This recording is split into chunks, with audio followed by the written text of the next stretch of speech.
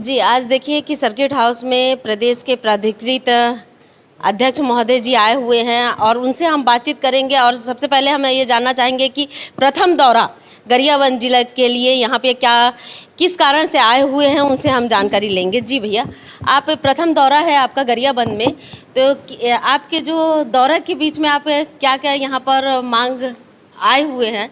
बताया जा रहा है कि बैंक की मांग भी किया जा रहा है, इस विषय में बताइए।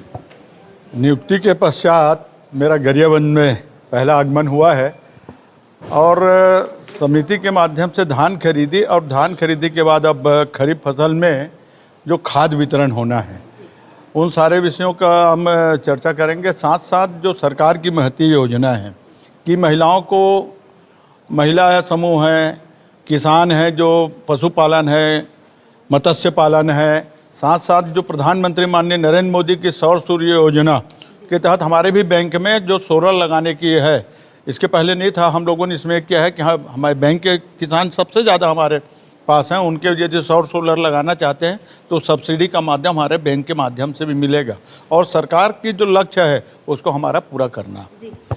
जैसे बताया जाता है कि गरियाबंद जिला में मैं देखी भी हूँ और समाचार भी बनाई हूँ कि वहाँ पे बहुत सारी भीड़ है, तो अगर एक दो बैंक अगर खुल जाते हैं तो उससे किसानों को लाभ मिलेगा। इस विषय में आप कुछ कहना चाहेंगे? बैंक के तो अभी मांग किए हैं, साथ ही बैंक खोलना एक नाबार्ड का इसमें तो RBI का मामला रहता है। अब इनके हमारे जो प्रतिनिधि लोगों ने जो मांग किए हैं हम उचित स्थान पर उसको रखेंगे। जी, मांग रखें। तो ये बताइए कि गरियाबंद जिला में कई ऐसे सोसाइटी हैं जहां पर वहां अनियमितता चल रहा है और सबसे बड़ी बात है कि ऐसे सोसाइटी हैं जो नमी के नाम से 2 से 3 कट्टा, 4 कट्टा, 5 कट्टा ऐसा लिया जाता है किसानों से, और जबकि किसानों का इस प्रकार से लिया जाता है, ऐसे प्रबंधकों के ऊपर आप क्या कार्रवाई करवाएंगे? नहीं, हमारे पास संज्ञान में तो आया नहीं है कि अभी तक अभी की कोई ज़्यादा धान खरीदे होता है कहकर, यदि वैसा होता तो अभी उसके ऊपर कार्रवाई भी हम करते। लेकिन अभी हम और आपका प्रवास हमारा होगा, लगातार हम बैंकों में भी जाएंगे और सोसाइटी में भी रहेंगे, लेकिन सहकारिता में काम आपको दिखेगा।